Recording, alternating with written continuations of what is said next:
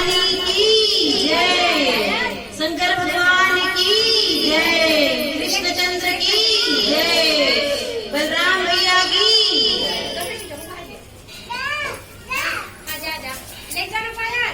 भगवान श्री कृष्ण ने नारद जी के द्वारा देवकी को कही गई कथा को राजा युधिष्ठिर से सुनाते हुए कहते हैं, हे राजन, जो कोई माता इस हरषष्ठी के व्रत को करती है उनके संतान दीर्घायु होते हैं। जिन्हें संतान न हो उन्हें संतान की प्राप्ति होती है। और इसमें विशेष है कि जो बूढ़ी माताएं अवस्था के कारण या अन्य कोई माताएं किसी कारण से व्रत नहीं कर पाती, वे माताएं 6, 11, 16 या 21 पुस्तकें महिलाओं में बंटवा सकती हैं। व्रत करने वाली माताएं भी पुत्रों के दीर्घ जीवन की कामना के लिए पुस्तकों को बंटवाएं, इससे संतान सुख भी मिलेगा। जय। हरषष्ठी का व्रत श्री बलराम जी के जन्मदिन के उपलक्ष्य में किया जाता है। बलराम जी को जानते हो निज़म, कृष्ण भगवान के बड़े भाई हैं, तो उनके आज के दिन ही वो पैदा हुए थे। आज उनके ही प्रकट दिवस है, तो उनके जन्मदिन के उपलक्ष्य में आज हरषष्ठी माता का व्रत करते हैं सभी माताएं। तथा इसका नाम भी इन्हीं आधार से पड़ा है। भगवान बलराम हल धारण किए हुए हैं। बताती हूँ, पुत्रवती एवं पुत्र की इच्छा रखने वाली माताएं प्रातः ब्रह्म मुहूर्त में उठकर नित्य कर्म से निर्भीक हो दैनिक पूजा करें। दैनिक पूजा मतलब रोज का जो पूजा होता है उसे आप संपन्न कर तथा व्रत के दिन निराहार रहे। और हल चली हुई या जिस जगह पर हल चलती हो ऐसे जगह पर न जाए। किस जगह पर जहाँ पर हल चलता है वहाँ पर आप न जाए। जैसे खेत है या फिर खलिहानों पे आप बिल्कुल भी न जाए, इस जगह पे वर्दी अटैच करिए। ऐसे जगह पर न जाए, सात्विक विचार रखें। अच्छा विचार रखने से ही हमारा जो व्रत है वो संपूर्ण होता है। क्रोध न करें आज के लिए। तब कि जहाँ पर हरषष्ठी मैया का पूजन हो रहा है, जहाँ पर सगरी खनाई गई है, वहाँ पर आप जाओ, वहाँ पर आप पूजा करें।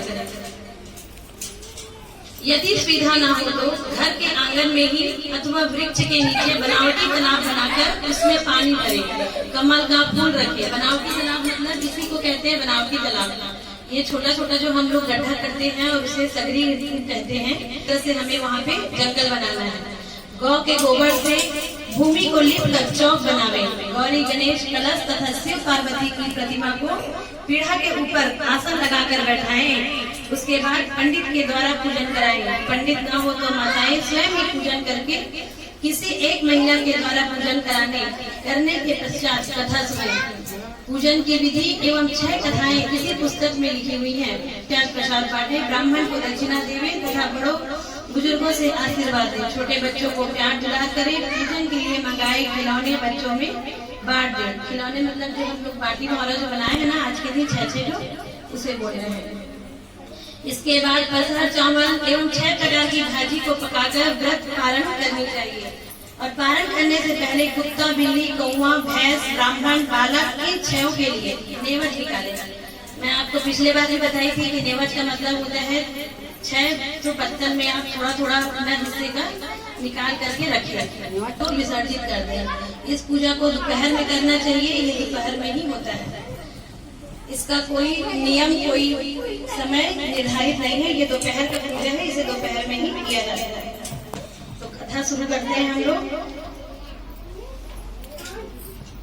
बोलो हरषष्ठी महारानी की जय। द्वापर युग में एक बार भगवान कृष्ण और धर्मराज युधिष्ठिर आपस में पुराणोक्त चर्चा में संलग्न थे। तभी महाराज युधिष्ठिर ने पूछा, हे भगवान, हे श्री कृष्ण, हे मधुसूदन, पुत्र से संबंधित समस्त मनोकामनाओं को पूर्ण करने वाला उत्तम व्रत कौन सा है? यदि मेरे ऊपर आपकी कृपा हो तो कृपा कर करिए। तब भगवान श्री कृष्ण बोले, हे राजन, हरषष्ठी के समान दूसरा कोई व्रत नहीं है। तब श्री कृष्ण जी बोले, हे राजन, इस व्रत का आरंभ हमारी माता से हुआ है। हमारे माता पिता के 6 पुत्रों को कंस ने मार डाला था, तो माता देवकी एक दिन अत्यंत उदास होकर बैठी हुई थी।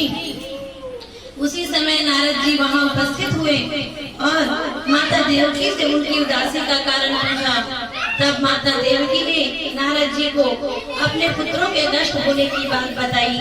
श्री नारद जी ने कहा कि बेटी उदास मत हो, हरषष्ठी महारानी का व्रत करो। देवकी ने महिमा पूछा तो नारद जी ने एक प्राचीन इतिहास सुनाया। आर्यव्रत में एक महान प्रतापी राजा हुए जिनका नाम चंद्रव्रत था। उनको एक ही पुत्र था। राजा चंद्रव्रत ने एक तालाब खुदवाया, परंतु उसमें जल न रहे, सब सूख जाए। राहगीर तालाब को सूखा देखकर राजा को गाली देकर वापस हो जाते। राजा सुनकर अत्यंत दुखी हुआ और कहने लगा, मेरा तो धन और धर्म दोनों ही नष्ट हो गया। और कहा कि हे राजन, अपने पुत्र की बलि दोगे तो तालाब में पानी आ जाएगा। राजा ने मंत्री व सभासदों को रात्रि का स्वप्न सुनाया और कहा, तालाब में पानी रहे या न रहे, पर मैं अपने इकलौते पुत्र की बलि नहीं दूंगा। इस बात को राजकुमार ने सुना और कहा, मैं स्वयं ही बलि हो जाऊंगा, जिससे मेरे पिताजी महाराज को राहगीरों की गालियां सुनने को नहीं मिलेगी तथा मेरा और मेरे पिता दोनों का यश होगा।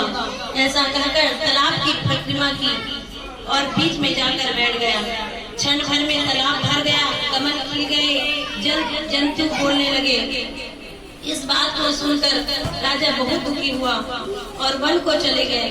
वन में राजा ने देखा 5 स्त्रियां हरषष्ठी व्रत की पूजा कर रही हैं। राजा के पूछने पर उन्होंने व्रत का महत्व बताया और हरषष्ठी महारानी की पूजा की। पूजा के प्रभाव से राजा का लड़का तालाब से निकलकर खेलने लगा। राजा रानी ने जब समाचार सुना तो बड़े प्रसन्न हुए और लड़के को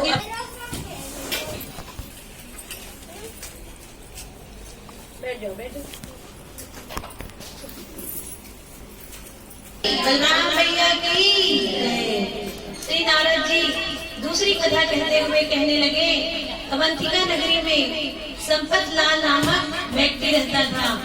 उनकी 2 स्त्रियां थी, रेवती एवं मानवती। इस तरह दोनों सौत पति के साथ आनंद पूर्वक रहती थी। भाग्य से रेवती को कोई संतान नहीं हुआ, परंतु मानवती ने 2 पुत्र को जन्म दिया। अब तो सौत के बच्चों को देखकर रेवती के मन में ईर्ष्या की भावना बढ़ने लगी। रेवती एक दिन मानवती से छल पूर्वक बोली कि हे बहन, तुम्हारा एक राहगीर ने सूचना दी है। मानवती पिता को अस्वस्थ सुनकर दुखी हुई। किसी को भी लगता है अपने पिता के बारे में दुख है ना। इधर रेवती ने अपनी चाल में सफलता पाती हुई दोनों बच्चों को मारकर फेंक दिया। मानवती ने भी श्रद्धा से पूजा व प्रार्थना की कि हे हरषष्ठी देवी माता, मेरे दोनों बच्चों के ऊपर कोई आपत्ति न आए, उनकी सहायता करना, उन्हें दीर्घायु रखना। दूसरे दिन पिता की आज्ञा से अपने घर के लिए चली गई। तभी रास्ते में गांव के बाहर अपने दोनों बच्चों को खेलते देखकर आश्चर्य में डूब गई कि इन्हें यहाँ कौन लाया। सब बच्चों ने बताया कि हे माता, रेवती माता ने हमें मारकर यहाँ फेंक गई थी। एक दूसरी माता आकर हमें जिंदा कर गई। मानवती हरषष्ठी देवी की कृपा मानकर बच्चों को लेकर अपने घर पहुँची। रेवती और अन्य स्त्रियों ने आश्चर्य माना और मानवती से सारी बात जानकर उस दिन से सभी स्त्रियां हरषष्ठी माता का व्रत करने लगी। ऐसी है माता हरषष्ठी की कृपा। तो बोलो हरषष्ठी महारानी की जय। नारद जी कहते हैं कि हे देवी, अब तीसरी बार कथा सुनो। किसी नगर में एक धनवान ग्वाला रहता था। उसकी ग्वाली बड़ी चतुर और कृपण थी। कृपण मतलब जानते हैं, चालाक। उसने देखा उसके 5 पुत्र थे। इस प्रकार उनकी गृहस्थी सुख पूर्वक चल रही थी। ग्वाली प्रतिदिन नगर में दूध दही बेच आती थी। हरषष्ठी व्रत के दिन वह ग्वाली गाय के दूध दही को भैंस का कहकर वह छल पूर्वक बेचकर आ गई और हरषष्ठी में भैंस की दही और दूध लेने का सिखाया कि उनके 5 पुत्र उन्हें मरे हुए मिले।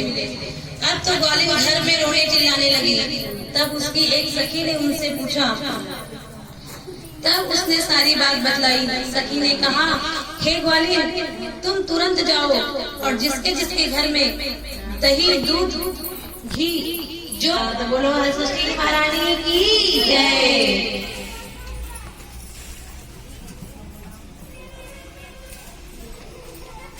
पुत्रियां थी, उनकी एक दासी थी, उनके 2 पुत्र थे। भिलनी के पुत्र न होने के कारण भिलनी दासी के पुत्रों से परम स्नेह करती थी। एक दिन भिलनी ने दासी को जंगल से लकड़ी लाने के लिए भेजी। भिलनी बच्चों को घर पर रखकर स्नान करने चली गई। दासी पुत्र खेलने चले गए और दूसरे बच्चों से उनका झगड़ा हो गया। दूसरे बच्चों ने दासी के बच्चों को मारकर फेंक दिया। इधर भिलनी बड़ी दुखी हुई और बच्चों का अंतिम संस्कार कर अस्थियां घर में ले आई। उधर दासी जंगल से लकड़ियां लेकर लौट रही थी। तभी रास्ते में नदी किनारे दासी ने लकड़ी का गट्ठर उतारकर स्त्रियों के साथ पूजन करने लगी और अपने पुत्रों के दीर्घायु होने की कामना करती हुई गट्ठर लेकर अपने घर के लिए चली। रास्ते में अपने बच्चों को खेलते हुए पाई और गोद में उठाकर दोनों बच्चों के साथ घर गई। मालकिन बच्चों और स्वयं भी षष्ठी माता का व्रत करने लगी। व्रत के प्रभाव से उनको दीपूर्णा की प्राप्ति हुई और दोनों जीवन पर्यंत षष्ठी माता का व्रत करने लगी। बोलो षष्ठी महारानी की जय, बलराम मैया की जय। पानी डालो नामा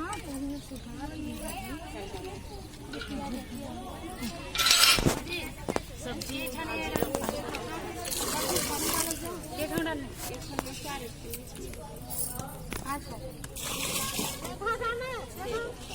तीन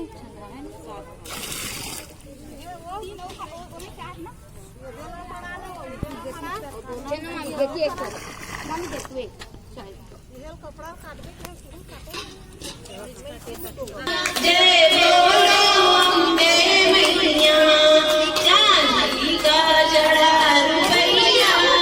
जय बोलो अम्बे मैया, जब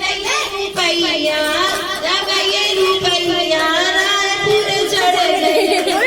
रुपैया रायपुर चढ़ गई। जब ये रुपैया रायपुर चढ़ गई। जब रुपैया रायपुर चढ़ गई। सज गई समलेश्वरी मैया, जय बोलो अम्बे मैया। सज गई समलेश्वरी मैया, जय बोलो अम्बे मैया। शारदा मैया, जय बोलो अम्बे मैया। चांदी का चढ़ा रुपैया, जय बोलो। सज गई गंगा मैया, जय बोलो अम्बे मैया। चांदी का चढ़ा रुपैया, जय बोलो अम्बे मैया। रुपैया उदय में चढ़ गई। जब ये रुपैया उदय में चढ़ गई। जय बोलो अम्बे मैया। शीतल मैया, जय बोलो अम्बे मैया। जब ये रुपैया डोंगरगढ़ चढ़ गई। जब ये रुपैया डोंगरगढ़ चढ़ गई। सज गई बमलेश्वरी मैया, सज गई बमलेश्वरी मैया। रुपैया मेरे घर चढ़ गई। जब ये रुपैया मेरे घर चढ़ गई। जब ये रुपैया मेरे घर चढ़ गई। मेरे घर चढ़ गई। मेरे घर चढ़ गई। सज गई मैया, सज गई हर षष्ठी मैया।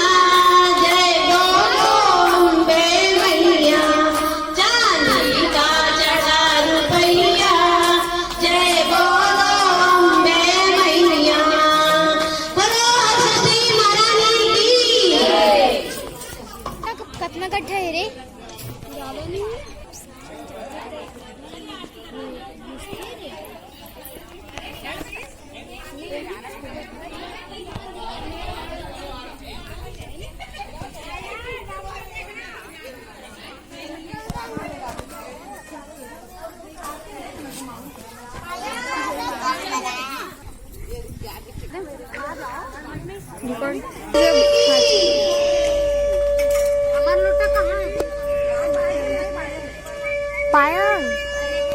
कर लेंगे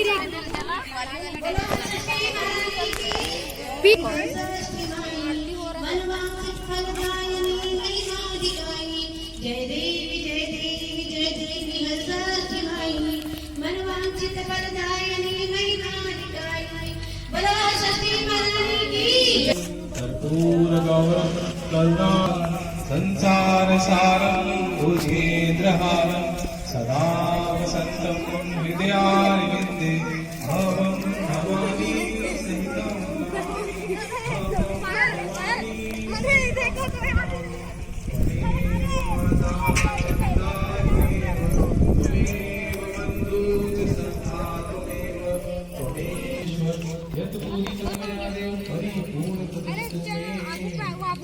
बोलो सृष्टि मैया की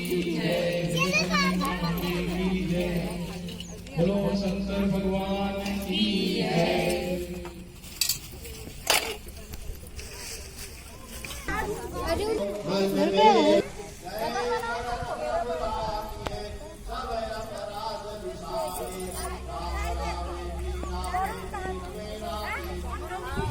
बीच के निकला जाता दबा लेडीज मन सब गोल गोल घूमत है काबर की यहाँ पे हो गई पूजा। तो पूजा होए के बाद ना हम सब ऐसे परिक्रमा करते हैं हरषष्ठी महारानी के। तो यहाँ पे परिक्रमा चलत है, आप हम देख सकते हो सब जन। तो बोलो हरषष्ठी महारानी की। राम बुलावा भेजिया कबीरा जिन्नारो जो सुख प्रेमी संग में सो सुख बैकुंठ नाहो सहजो कार्य जगत के गुरु बिन पूरे नाय हरि को गुरु बिन क्या मिले समझ देखी मनमा जगदम्ब चेत्र केंद्र परिपूर्णा करुणा यस्ति जिन्मयी अपराध परंपरा वृत्तम। भाई जी एवं सभी हरषष्ठी महारानी की आशीर्वाद जो है आप सब भक्तों तक की अवश्य पड़े। बोलिए हरषष्ठी महारानी की जय। गलती होगा अपराध होगा उसको भगवान अपना बच्चा समझ करके सभी को जो है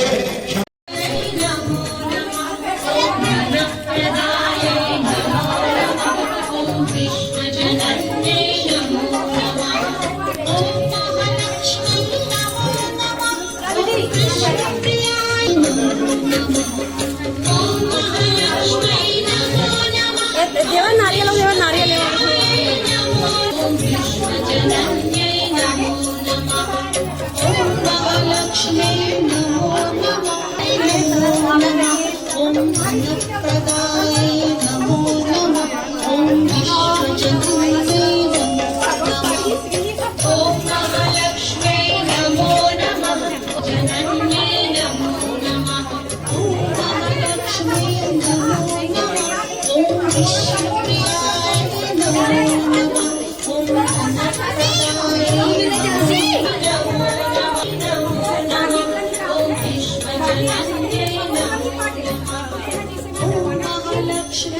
मम्मी अपन बेटल पोता मारा देखा है देखा इसने 6 बार मारना है और अपन नया लुगरा में 6 बार ले पहुंचना है।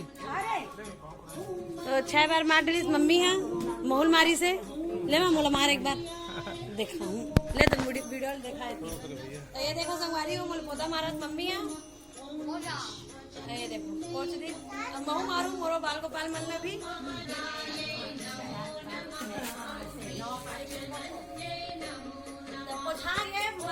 देखो पोता ये देखो मैं मारे हो प्रिंस तको मारे हो नोनी तको मारे हो अब पोता के मन महिमा है देखो ठंडा करे बर सकेला थाने ला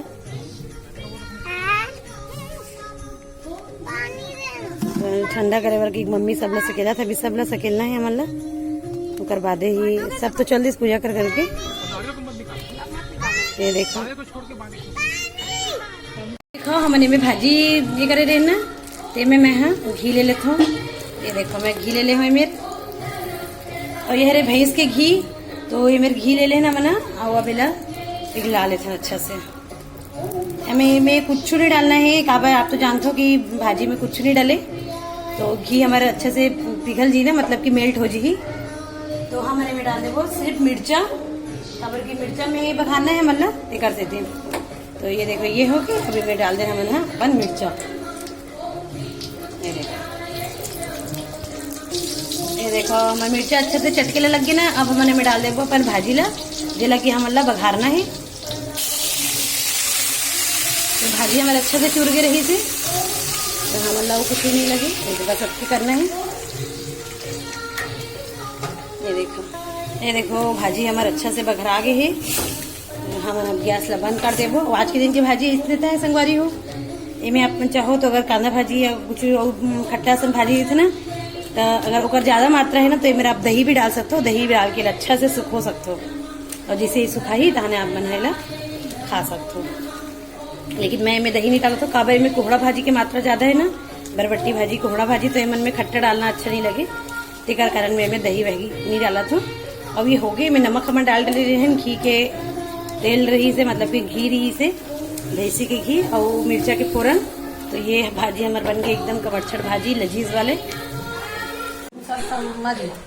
ये देखो नेवाज निकाला था ना मन है। ये देखो मम्मी 6 नेवाज निकाली, महू निकालू 6। ये मोर हरे मोर भाग के वो मम्मी खरे तो मम्मी 6 नेवाज धरा थे ऐसे। कपूर डाल दो नेवाज के बाद घूम देवा था थोड़ा थोड़ा मम्मी में। जय भगवान षष्ठी मैया। अब ये 6 नेवाज धरे में है। देखो कुकुर बिलाई कौआ गाय बछरू सब बार और लइका मन भर दूठो हमू मन करा था पारण करा था। चलो अब फिर अब मिलखन अगले वीडियो में।